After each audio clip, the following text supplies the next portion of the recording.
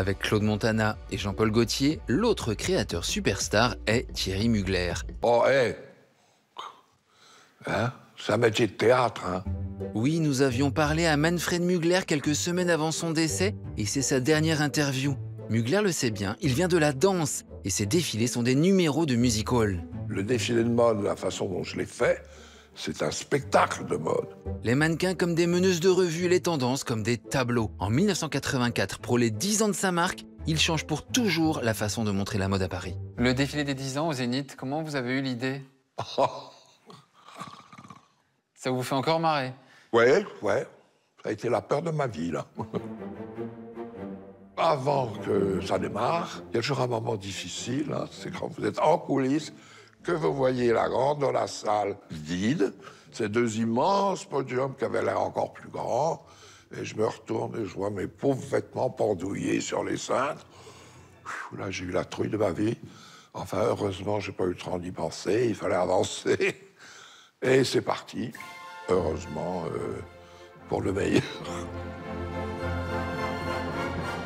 C'est vrai que mes défilés étaient des spectacles. Je ne comprends pas pourquoi le public ne pourrait pas assister à ça. C'est un art à part. Donc j'ai pris le risque de faire ce spectacle ouvert au public. Et les billets étaient en vente à la FNAC et tout ça. Les places se vendaient les dernières heures au marché noir à plusieurs milliers de francs. C'était la folie, il y a même eu une jambe cassée à l'entrée. Les gens se battaient pour rentrer, enfin bon. J'avais construit un podium qui partait en Y, comme ça, dans le public, parce que je voulais que les mannequins, l'action, tout ça soit plus proche du public. Ce qui était très beau pour la démarche des filles et la vision des gens, etc. Il y a eu beaucoup d'inventions. J'ai même fait un passage avec des luges à roulettes.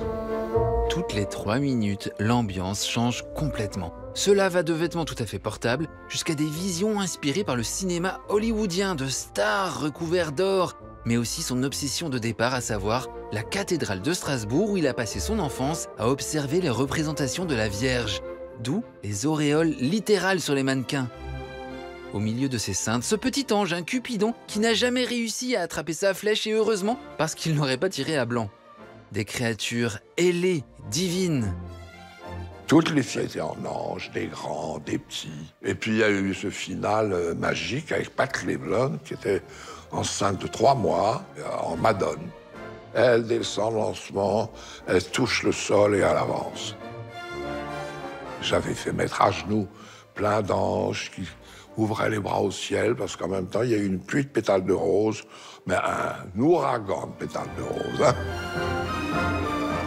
Il y en avait.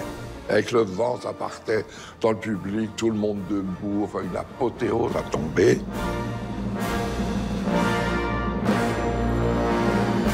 Oui, ça a été un boom. Vous êtes devenu très célèbre après ce défilé-là. Tout le monde vous reconnaît à ce moment-là dans la rue et tout ça. Tout le monde connaît votre nom. Oui, petit à petit, je pense. Et ça m'est arrivé plein de fois. Oh my God, it's Mugler! Et je regarde à côté, ah oui, il parle de moi.